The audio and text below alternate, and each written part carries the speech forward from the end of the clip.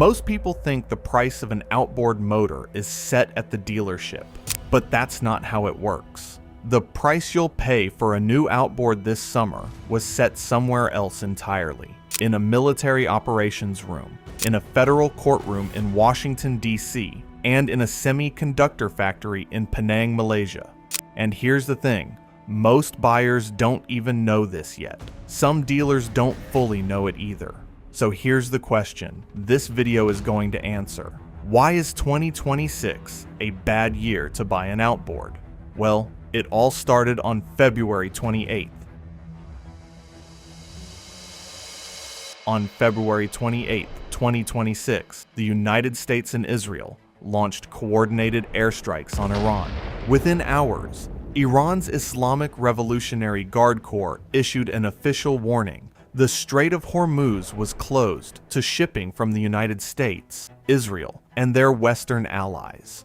And within days, tanker traffic through the strait had dropped approximately 90%, according to Kepler's shipping data, as of March 4th. Let's put that in context. The Strait of Hormuz is the world's single most important energy choke point. In 2023, an average of 20.9 million barrels of oil per day moved through that waterway.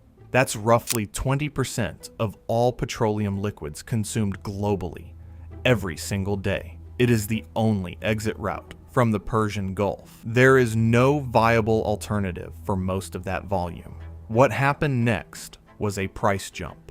In 2 weeks, pump prices rose more than 60 cents, the largest sustained 2-week increase since 2022. Now, what does a maritime war in the Persian Gulf have to do with your outboard motor? The connection runs through 2 places, aluminum and freight. The United Arab Emirates is one of the few major aluminum suppliers currently exempt from U.S. tariffs, and it accounts for approximately 11% of total U.S. aluminum imports, according to Reuters. That supply line runs through the Persian Gulf. As CNBC reported in its supply chain analysis, UAE aluminum shipments now face serious disruption from the Hormuz closure, with the impact most likely showing up as higher prices given the metal's widespread industrial use. At the same time, according to Reuters reporting from January 2026, U.S. aluminum inventory had already dropped from 750,000 tons to below 300,000 tons during 2025, a function of tariff-driven Canadian supply diversion. The country entered this crisis with a thinned domestic aluminum buffer. Why does this matter for outboards? Because aluminum is the primary structural material in outboard engine construction. The dominant U.S. outboard manufacturer, Brunswick's Mercury Marine, builds its engine blocks from aluminum alloys, as do Yamaha, Honda, and Suzuki. According to Reuters, as cited by Boat Test, the price of imported aluminum had already risen 164% since January 1st, 2025, before the Hormuz closure added a further supply disruption to an already tightened market. MSC, Hapag-Lloyd, CMA, CGM, COSCO, and Emirates Sky Cargo suspended Strait of Hormuz transits following the February 28th strikes. Hapag-Lloyd imposed a $1,500 per container war risk surcharge in the days immediately following the closure. For marine electronics sourced from Asia, like the chart plotters, digital displays, and integrated control systems in modern outboards, those components now face rerouting around the Cape of Good Hope, which adds 10 to 14 days of transit time per Caraglobe's logistics analysis. So, for parts already on the water, there is a delay, and for the next orders, there is a cost increase baked into the freight bill. Before the war started, the U.S. marine industry was already fighting on 2 tariff fronts. Then, a third one opened. On February 20th, 2026, 8 days before the Iran strikes, the Supreme Court ruled 6-3 that IEEPA tariffs were unconstitutional. The response was immediate. Within 4 days, a new authority was invoked, Section 122 of the Trade Act of 1974. A 10% global tariff was imposed, effective February 24th. What does a 10% global tariff do to the marine industry? It catches everything not already covered by the aluminum and China tariffs, the components from Europe, the hardware from Southeast Asia, the finishing materials, the wiring, the hydraulics. Every remaining input category now has a 10% floor on its cost basis. The NMMA's own trade update described what the industry now faces as a range of compounding tariffs. Now, the third crisis, the one that was already in motion before any of this. This is the crisis that doesn't make headlines because it has been building quietly for 2 years. The global semiconductor shortage has never been fully resolved. You see, modern outboard engines depend heavily on microcontrollers and electronic control units. ECUs manage fuel injection, throttle response, trim control, and digital helm integration. Yamaha's Command Link, Mercury's SmartCraft, Honda's NMEA 2000 systems, all of it runs on silicon.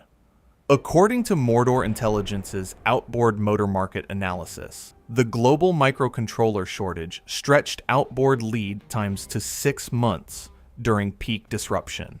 Manufacturers adapted, but did not eliminate the underlying vulnerability. And layer on top of that, the price momentum already in place.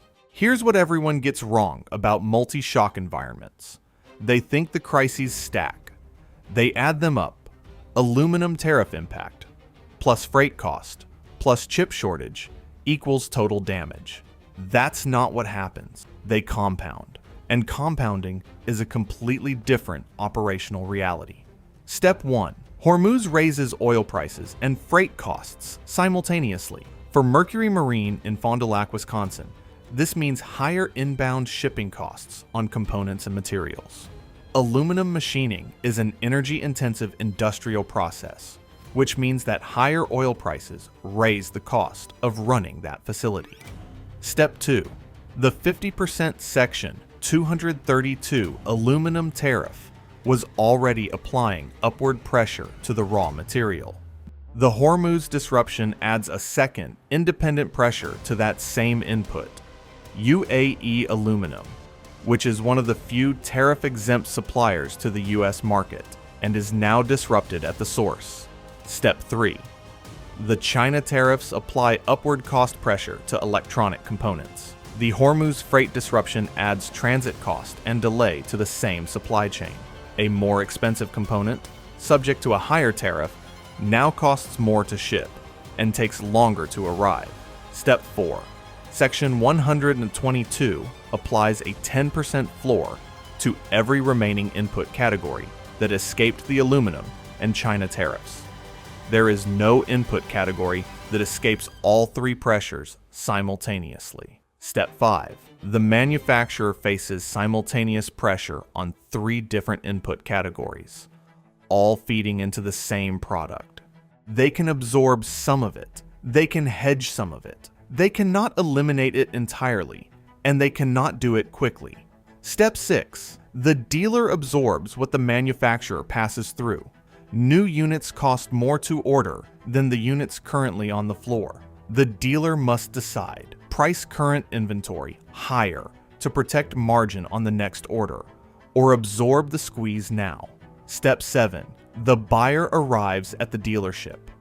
The price is not what they expected. The floor has fewer options than they anticipated, and the dealer who does have inventory is under less pressure to negotiate than they were in January. These 7 factors are like a chain reaction from raw material input to showroom floor, with each step reducing the margin available to absorb the next hit. Industry analysts synthesizing these 3 crises are projecting a 10% to 20% price increase on new outboard packages by summer 2026. Brunswick confirmed model year price hikes of 4% before these crises arrived. Boat Test's own language from 2025. Boat prices are about to take a very big jump, far greater than those we saw during the COVID-19 buying frenzy. When new outboard prices rise, demand for used equipment increases. That's a straightforward effect. But there's a secondary dynamic, and that's that when supply disruptions hit new inventory, dealers pull used inventory into their sales floor to fill space. So used boats that would have been consigned or moved quickly are held longer, and asking prices firm up. This pattern has occurred in every major marine industry disruption cycle. This is not financial advice, but it is a structured way of thinking through the decision in front of you. If you are planning to buy new this year, ask the dealer 2 specific questions. First, is today's price guaranteed at the contract? Some dealers lock prices at signing, some don't. Know which before you negotiate. Second, what is the lead time on the model you want? If it's already on the floor, the pre-crisis cost structure may still apply. If it has to be ordered, you are ordering into the post-crisis cost environment. If you are watching the used market, the window at current pricing is likely weeks, not months. The substitution effect from rising new prices will begin pressing into used pricing by late April. If you are seriously considering a used purchase, the time to act is now, not when the buying season peaks. If you are a current owner, check your maintenance schedule against current parts availability and book service early. Get them scheduled now before summer backlogs compound with freight-related parts delays. If you are a dealer, your current inventory was purchased at a cost basis that will not be replicated on the next order. That floor may be your most commercially valuable asset in the next 60 days. How you price it and pace it is worth thinking through carefully before the buy-in season peaks. What happened in the first 90 days of 2026 didn't create 3 separate problems for the outboard market. It created one problem with 3 inputs, and that problem is now moving down the supply chain at a pace that will make itself visible at precisely the moment buyers are most active. The people who understand this will make better decisions in the next 60 days than the people who don't.